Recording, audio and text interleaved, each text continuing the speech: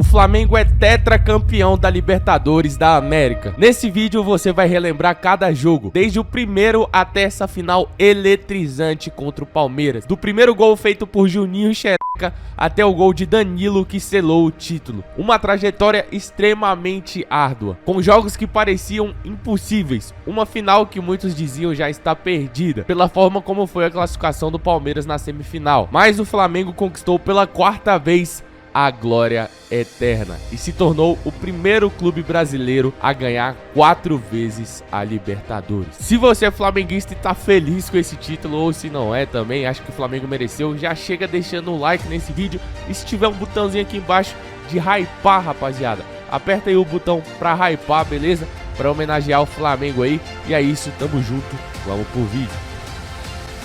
Começa a Libertadores 2025 pro Flamengo. E seus adversários no grupo eram Deportivo Táchira, Central Córdoba, estreante em Libertadores, e LDU. Teoricamente, um grupo fácil pro Flamengo, né? Deportivo Táchira, Córdoba, que é um time que tava estreando em Libertadores. Então, era um grupo fácil pro Flamengo aí na fase de grupos, certo? Errado. Porque quem é flamenguista sabe que o Flamengo é especialista em passar raiva em fase de grupos de Libertadores. Na Libertadores de 2023, o grupo do Flamengo era Racing, Nublense e Alcas. O Flamengo conseguiu passar em segundo. Em 2024, Bolívar, Palestino e Milionários. O Flamengo conseguiu passar em segundo. E em 2025, tudo que o torcedor flamenguista queria era uma fase de grupos mais tranquila, sem passar susto, principalmente pelo grande investimento do time. E primeiro porque quem passar em primeiro do grupo decide os jogos dentro de casa, né, cara? Então é muito melhor você decidir uma fase mata-mata no seu campo com a sua torcida. Então é uma vantagem enorme passar em primeiro do grupo, todo mundo sabe disso. Então o Flamengo estreia na Libertadores de 2025 contra o Deportivo Táchira e estreou com o pé direito, vencendo com gol de Juninho Xereca de peito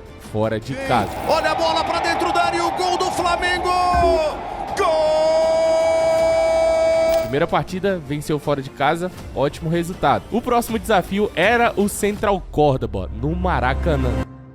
Tranquilo, enfrentando um time estreante. Obviamente, o Flamengo super favorito e era jogo pra meter 2, 3, 4 gols, pra disparar na liderança, né, mano? Só fazer o dever de casa. Resultado, 2-1 pro Central Córdoba numa atuação tenebrosa do Flamengo. O time argentino chegou a abrir 2-0 no Flamengo, que diminuiu com esse golaço do De La Cruz no segundo tempo, mas ficou nisso. Com 3 pontos, uma vitória e uma derrota, o Flamengo tinha a obrigação de vencer a LDU pra não se complicar cada vez mais no grupo e logo de começo já começar a passar susto. Uma derrota poderia ligar o alerta de vexame, uma eliminação na fase de grupos. E em um jogo apático, o Flamengo só ficou no 0-0. De 9 pontos disputados, só 4 conquistados. Só interessava ao Flamengo agora uma vitória contra o Central Córdoba fora de casa. Porque se o Flamengo perdesse, ele dependeria de um milagre de combinações de resultados para se classificar para a fase mata-mata. Então imagina o Flamengo sendo eliminado num grupo que tem Córdoba, Deportivo Táchira e LDU, irmão. Com toda a pressão que já era esperado, o Flamengo vai à Argentina e consegue sair na frente, com Jordan de Arrascaeta aos 10 minutos do primeiro tempo. Mas, obviamente, o time argentino veio pra cima, começa a imprimir toda aquela pressão, né, que já é esperada, e poderia ter empatado aos 36 se não fosse a impressionante atuação do Rossi. Mas o Flamengo toma um empate aos 60 minutos nesse gol de cabeça. E aos 71, o juiz dá pênalti, uma mão do Léo Pereira, mas o VAR chama, anula o pênalti e a partida acaba 1-1 e começa a virar drama pro Flamengo. Com o empate já começa a virar drama pro Flamengo. Imagina se o juizão dá aquele pênalti, meu amigo. Ia ser uma parada surreal, cara. O Flamengo ia realmente ser eliminado na fase de grupos da Libertadores. Em terceiro lugar, com apenas 5 pontos, enfrentaria a LDU e Táchira no Maracanã. O Flamengo era obrigado a vencer essas duas partidas. Se perdesse, podia dar adeus à Copa Libertadores.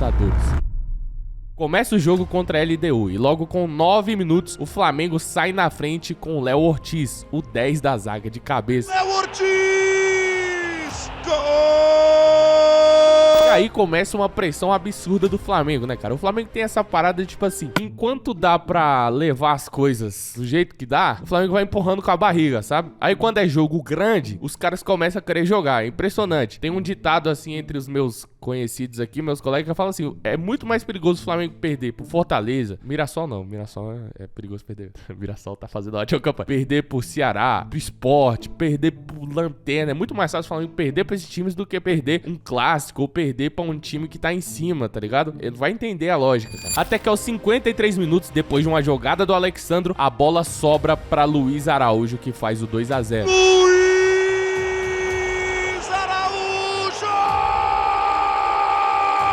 O Flamengo segura o resultado e agora a narração já diz tudo. O Flamengo ultrapassa a LDU no saldo. E o Flamengo entra na zona de classificação para Libertadores da América. Agora, o Flamengo só precisava de uma vitória simples contra o Lanterna do grupo, que tinha 0 pontos até o momento. Mas se o Flamengo desse um jeito de perder aí, irmão, tava fora. Todo mundo esperava uma goleada do Flamengo, mas o jogo foi a cada minuto, tomando um ar de drama absurdo. O Flamengo tentou de todo jeito furar a defesa do Táchira, mas não conseguia de jeito nenhum. Aos 36 minutos, a torcida já estava impaciente e ficou ainda mais quando o primeiro tempo terminou em 0-0. Aos 46 minutos, o Gerson quase faz de cabeça, mas o goleiro defende. O Flamengo ataca e nesse momento estava sendo eliminado pelos outros resultados dos jogos. Até que aos 65 minutos, Léo Pereira vem de trás e faz o gol do alívio do Mengão. Gol! Léo Pereira! 1-0 Flamengo, que tinha que ampliar o resultado aí, porque se tomasse o gol de empate também, ficaria fora, meu amigo, já que a LDU tava vencendo. E aos 94 vem o primeiro milagre de Rossi na Libertadores. A bola rebate e sobra no pé do centroavante venezuelano. Só ele e Rossi. Ele chuta e o goleiro argentino garante o Flamengo na fase mata-mata. É, rapaziada, aos 94, se fosse o Flamengo de 2019 pra trás, tinha tomado esse gol aí de uma forma ou outra, porque o Flamengo em fase de grupos era uma palhaçada, né? O Rossi só defendeu isso aí, cara, porque é o Flamengo atual. Porque se fosse o Rossi mesmo, lá em 2018 ele tinha tomado. Os jogadores do Flamengo, exaustos, se jogam ao chão no fim do jogo. O vexame de ser eliminado na fase de grupos não aconteceu, porém o Flamengo se classifica em segundo no grupo e mais uma vez decidiria os jogos fora de casa, né, rapaziada? Então mais uma temporada aí, o que custou caro na temporada de 2024, foi eliminado pro Peñarol, né, fora de casa, lá não fez resultado dentro de casa. Mais uma vez ia ser o fantasma do Flamengo em 2025.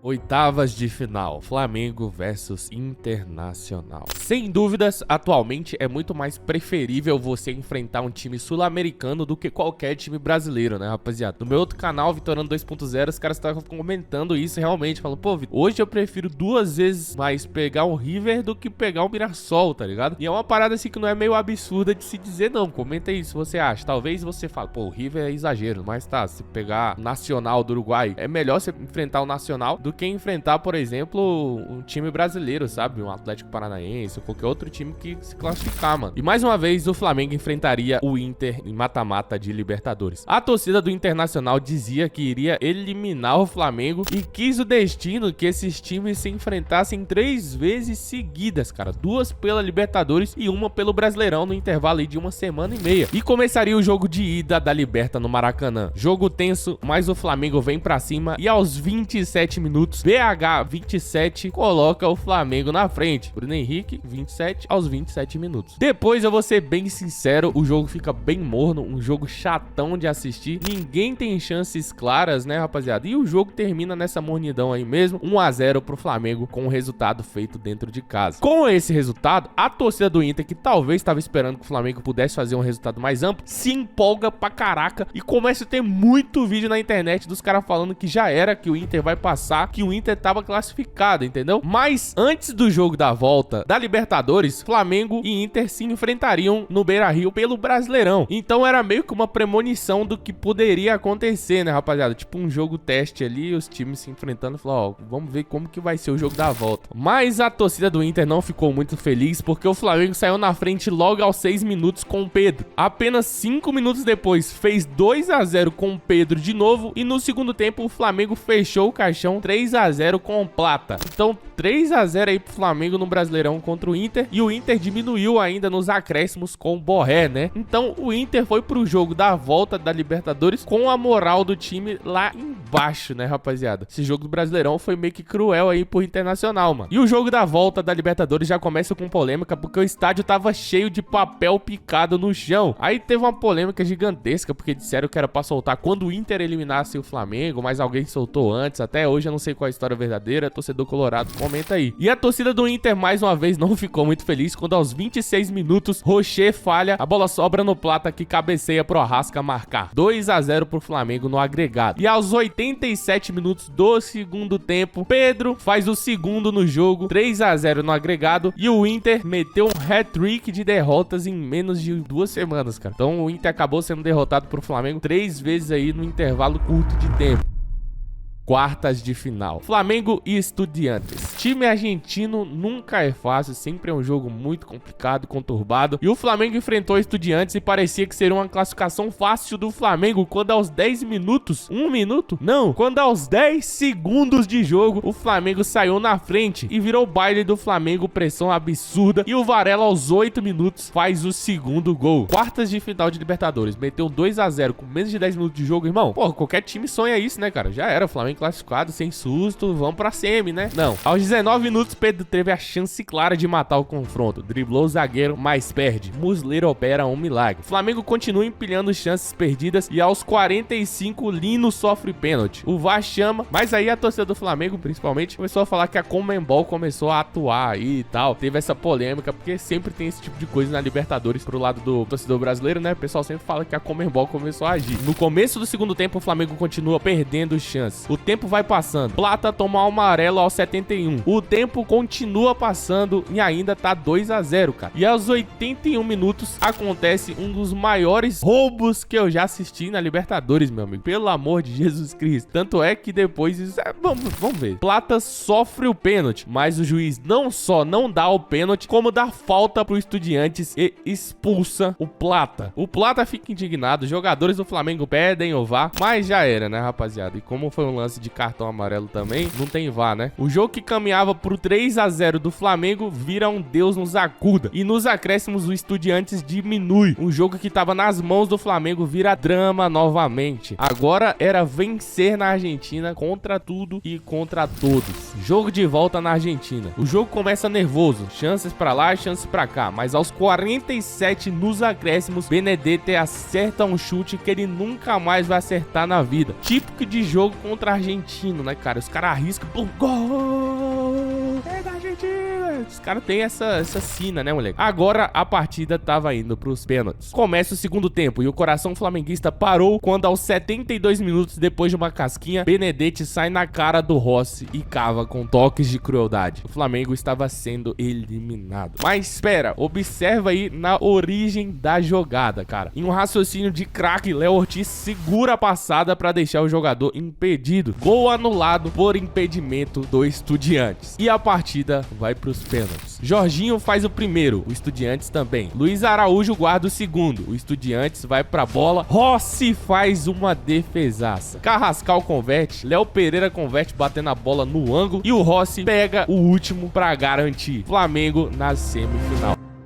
Semifinal. Traumatizado com o jogo das quartas, o Flamengo sabia que se não quisesse sofrer, tinha que fazer o resultado em casa. Começa o jogo contra o Racing. É mais um daqueles jogos típicos, tribulosos e truncados da Libertadores. O Flamengo não cria grandes chances e termina o primeiro tempo em 0 a 0. E aos 56 minutos, o Racing abre 1 a 0. Mas o gol foi anulado pelo VAR. Angústia, medo, o tempo passa. 76 minutos. A bola cai livre no pé do Lino Lino, que bate e o goleiro faz milagre. Aos 80 minutos, Lino de cabeça alivia a angústia. Gol do Flamengo. A vitória simples dentro de casa. Não era o resultado esperado, mas pelo menos não era um 0 a 0, né? E com 0 a 0 pra lá ia ser um terror, cara. Pior ainda. Mas estava impedido o gol de Lino. Porém, aos 87, Bruno Henrique sai na cara do gol. Bate. O goleiro faz um milagre. E na sobra, Carrascal em um gol chorado dá a vitória mínima pro Flamengo. Pressão absurda da imprensa. E aí começou um debate, né, rapaziada? Muita treta. Porque o Palmeiras tinha tomado 3 a 0 pra LDU no jogo da ida. E a imprensa tava falando que era mais fácil o Palmeiras virar do que o Flamengo ganhar lá, ou o Flamengo classificar, né? E a torcida do Flamengo ficou, ai meu Deus do céu, nós ganhamos e tá mais difícil a gente passar do que o Palmeiras tomou 3 a 0. Então ficou uma polêmica absurda a semana toda. Todo mundo falando que o Flamengo ia ser eliminado e o Palmeiras que ia passar. Jogo da volta. Festa absurda no cilindro. O treinador do Racing disse antes do jogo que já poderiam comemorar que o Racing ia passar. O jogo começa e aos 11 minutos o Rossi faz o primeiro milagre. Aos 14 minutos, Cambese faz uma defesaça. E aos 55 o jogo virou drama. Plata revida a provocação do argentino e é expulso de novo. Mais uma expulsão aí que ninguém entende, né? Meio duvidosa. O Plata só deu um tapinha ali, pá, e tal. Mas mais uma vez, Gonzalo Plata expulso e o jogo vira um drama tremendo novamente. A partida virou pressão do Racing e no lance seguinte, Rossi com o pé salva. O juiz dá 6 de acréscimo. Vieto recebe dentro da área livre, bate e Rossi faz mais uma defesaça. O jogo termina, Flamengo na final. Palmeiras vira heroicamente contra a LDU. E aí, com o Flamengo classificando e o Palmeiras que já tinha eliminado aí o LDU de uma forma heróica, todo mundo quando o Palmeiras eliminou falou, já era, Palmeiras é campeão, um time que faz uma virada dessa aí não tem como perder.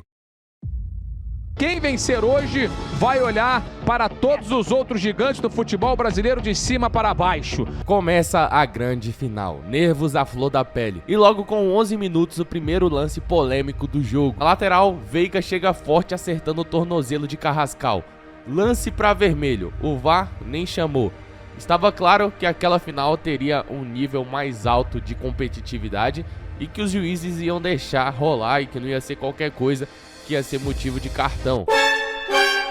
Aos 14 minutos, Bruno Henrique sai na frente de Carlos Miguel, mas bate por cima. O Palmeiras cresce no jogo e aos 49 minutos, depois de uma jogada de Alan, Piquerez bate, mas a bola não passa pela defesa rubro-negra. Até que aos 66 minutos, depois de um cruzamento na área do escanteio, Danilo sobe no segundo andar e numa testada de almanaque dá o título ao Flamengo. Ele que nem era pra estar nesse jogo e que só estava pela lesão do Léo Ortiz, que se machucou no jogo contra o Palmeiras ainda pelo Campeonato Brasileiro. No lance seguinte, Danilo quase vai de herói a vilão. Numa cochilada, Vitor Roque quase sai na cara do gol, mas Pulgar salva o Flamengo. Na última bola do jogo, a bola é alçada por Andreas Pereira para dentro da área. Ela binga e Rossi faz a defesa e já caído faz o sinal de que acabou. Fim do jogo.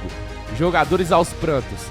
O Flamengo é tetracampeão da América. Mais uma final extremamente emocionante aí, né, rapaziada? Parabéns, obviamente, a todo torcedor flamenguista que é tetracampeão da América. Isso é um feito que apenas um time do Brasil conseguiu fazer e esse time foi o Flamengo. História emocionante, uma história comovente do Flamengo aí na Libertadores. Muito obrigado por assistir até aqui. Espero no próximo vídeo aí, rapaziada. Tamo junto. Até a próxima. Valeu. Fui.